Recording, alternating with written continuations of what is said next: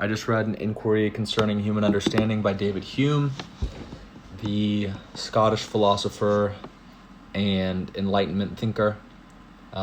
Spent most of his time in Edinburgh. He was a public intellectual. He was very good friends with Adam Smith, and he's thought to be the greatest philosopher to ever write in the English language.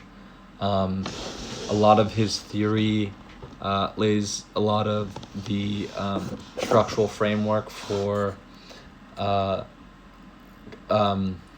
modern cognitive science, behavioral psychology, statistics and probability. He is a very, very smart, influential guy, and it was one of the hardest books I've ever read. I've tried to make this video a few times. I've struggled to adequately get out the bigger ideas from the book. But David Hume was also known to be a very happy, gregarious guy and an amazing dinner guest in his personal life. He starts the book's in 12 parts.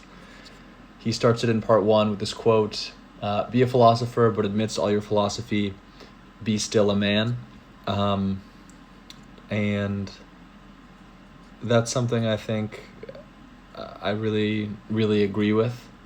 And I don't think that is specific just to philosophy. I think a lot of times, whatever you spend a lot of your time doing, which is often work, whether you be someone who's in sales or a therapist or a writer or whatever, I think you tend to take a lot of habits and whatever from your work into your social life, and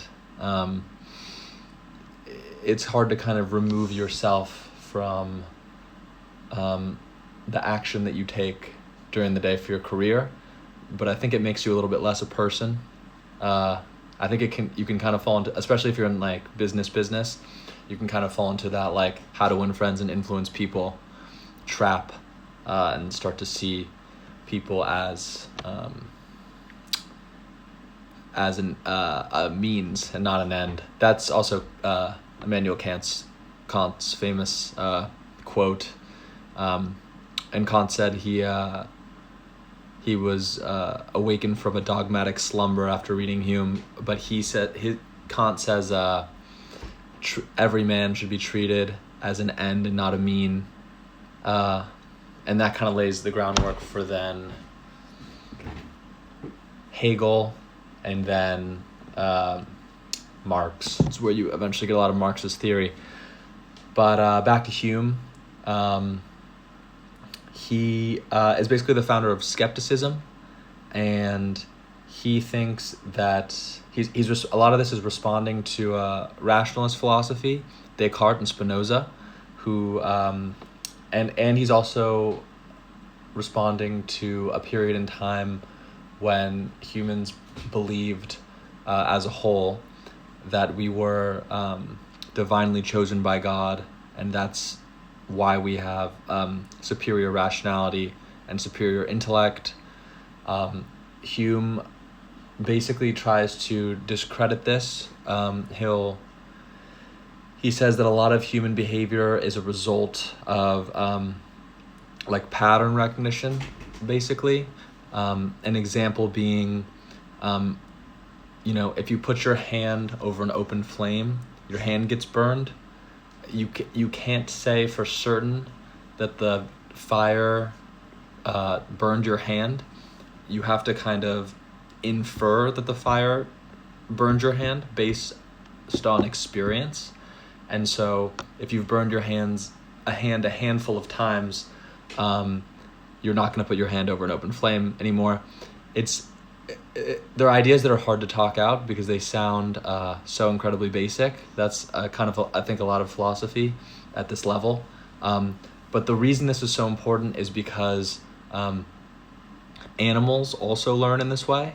And so Hume is trying to connect human beings with animals because animals are not thought to be divine beings chosen by God to be stewards of the earth at this point in time. So he's using this to critique like theological metaphysics. The Enlightenment removes a lot of Christian dogmatism from Western thinking, and Hume is largely responsible for this with his extreme skepticism and empiricism.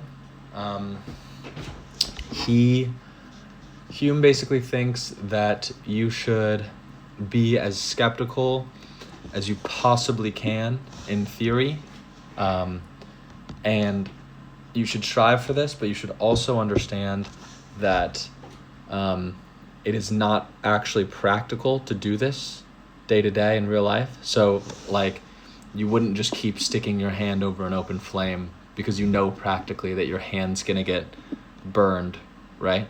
But if you're, I guess, thinking about more complex issues like macroeconomics or human psychology or political issues, you would hope to take a stance of extreme skepticism to remove any existing bias that comes from custom or bias that we've inherited historically, stuff like that. So it's a good perspective to take that helps you approach problems more clearly.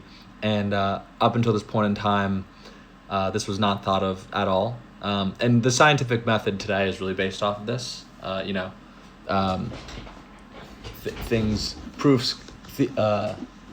A thesis can only be proved through, empirical data.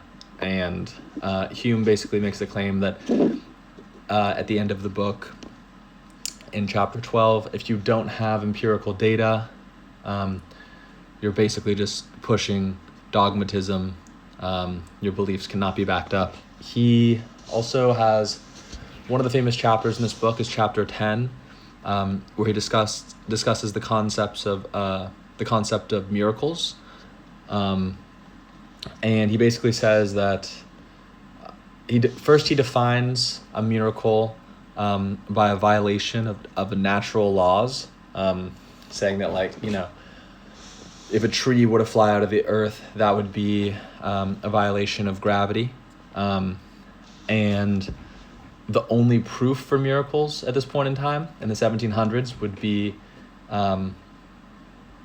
human testimony, which is inherently a lot more unreliable, or more subject to being compromised than a natural law, because humans are more likely to be coerced or caught up in wonder, or more likely to want to believe that something is true, even though they might actually convince themselves that they saw a miracle, or whatever. He's basically trying to he's taking a stance against some Christian dogmatism that was very prevalent at this point in time. What else? He talks about probability in chapter 6, and I've read Thinking Fast and Slow by Daniel Kahneman, where he talks about availability biases, availability heuristics, and it almost feels like Hume basically lays out everything that Kahneman then talks about, 300 years later and wins the Nobel Prize for, which I thought was kind of funny.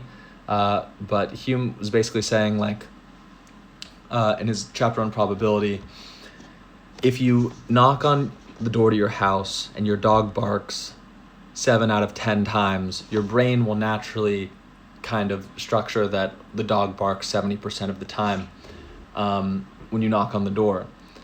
And when you think back on these memories to try to explain to people, does the dog bark when you knock on the door, you might have a bias of whether or not you want the dog to bark when you knock on the door or not. It seems like Hume is very skeptical of the bias that colors the space between cause and effect. I'm running out of time in this video, so I guess we'll just end it here. Thanks to everyone who watched this far. All right, bye.